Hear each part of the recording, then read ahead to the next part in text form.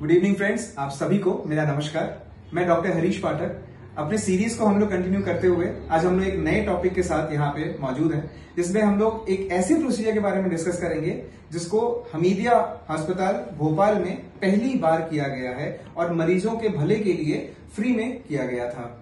इस प्रोसीजर को करने वाले खुद डॉक्टर अंकित शाह सर आज हमारे बीच में मौजूद हैं और इस प्रोसीजर को खुद सीएम शिवराज सिंह चौहान ने रिट्वीट किया और सबको उसके बारे में बताया। मैं आज हमीदिया अस्पताल के अपने डॉक्टर्स को बधाई देना चाहता हूँ। हमीदिया अस्पताल में पहली बार अत्याधुनिक तकनीक का इस्तेमाल करके टीबी के मरीजों के इलाज के लिए पहली बार एक तकनीक इस्तेमाल की गई।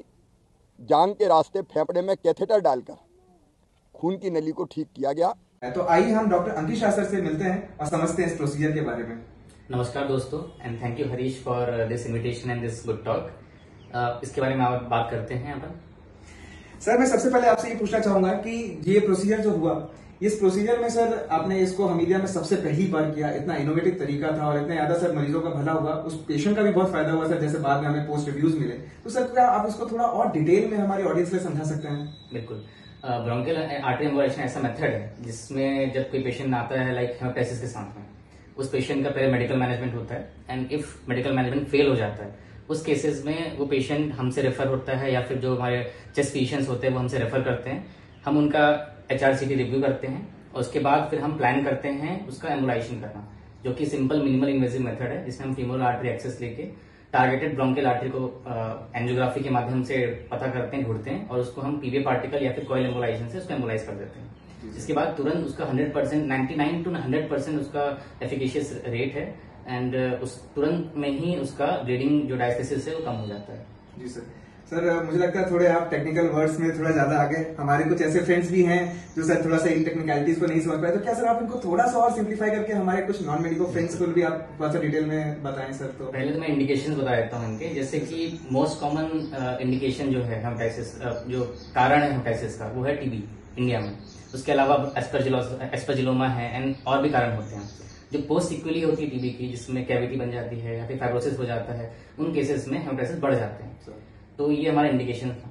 इसको सरल लैंग्वेज समझा जाए तो जब पेशेंट की मतलब खांसी में खून आना या बलगम में खून आता है, इसको हेपेटाइटिस कहते हैं। जब भी ऐसा होता है पहले मेडिकल मैनेजमेंट में हम कोशिश करते हैं, अगर नहीं होता है तो फिर इंटरवेंशनल रेडियोलॉजी के पास वो रेफर आता है।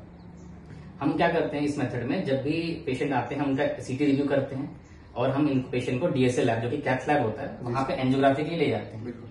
उसमें जांघ के रास्ते जो धमनी होती है, जो मेन धमनी होती है, उस रास्ते के हम अंदर जाते हैं। एक छोटी सुई के रास्ते ही एक कैथेटर लेके जाके जो खराब नस है हमारी, जो कि ब्रोंकियल आर्टरी है, जो कि उस कैविटी को सप्लाई कर रही है, उसको हम कोई तरल पदार्थ या फिर एक कॉइल के माध्यम से उसको बंद कर देते हैं। सिंपल सा तरीका है, मिनिमल इन्वेजिव है, सिंपल। पेशेंट आएगा उसी दिन उसको हम छुट्टी भी कर सकते हैं। डे केयर प्रोसीजर होता है हमारा। सर मतलब कि आपने इतने अच्छे तरीके से समझाया, मुझे लगता है हमारी ऑडियंस को काफी हद तक चीजें क्लियर हो गई होंगी। मगर मैं आपको ज्यादा और इसको सिंप्लीफाई कर दूं, अगर कुछ दो लाइन में बोलना चाहें तो, कि हमारे जो फेफड़े जो होते हैं उनमें कुछ नसों की सप्लाई होती है, जो खून की रक्त का जो बहाव होता है, उन्हीं के फटने की वजह से हमें ये खांसी में खून आना, बलगम में खून आना, ये चीजें होती है जिसको हम लोग अपने मेडिकल लैंग्वेज में हेपेटाइटिस बोलते हैं। और यही चीज होने को, इसी चीज के सुधार के लिए पहले हम लोग कुछ दवाइयों से कोशिश करते हैं सुधारने की, और जब नहीं होता है तो उसमें सर का रोल आता है और सर वहां पे इंटरवेंशनल रेडियोलॉजी के थ्रू उसमें जाके उन नसों को बंद कर देते हैं और उसकी वजह से आगे की जो प्रोग्नोसिस है पेशेंट की काफी अच्छी हो जाती है। सर इसका कुछ और भी आगे फ्यूचर प्रोस्पेक्ट है, या पेशेंट को आगे दोबारा ब्लीडिंग होने के चांसेस, या फिर उसके फिर कैसा सा प्रोग्नोसिस है, इसको थोड़ा सा आप उस पर प्रकाश डालें। तुरंत जब ऑपरेशन होता है ये तो तुरंत आराम ऑलमोस्ट 99 to 100% मिल जाता है, लेकिन इसके बाद पेशेंट को वापस जैसे अपने जो फिजिशियन है उनके पास जाके दवाई पे कंटिन्यू रहना पड़ता है ताकि इन्फेक्शन और दोबारा ना हो और दोबारा नई कैविटी या फिर नया फाइब्रोसिस ना हो।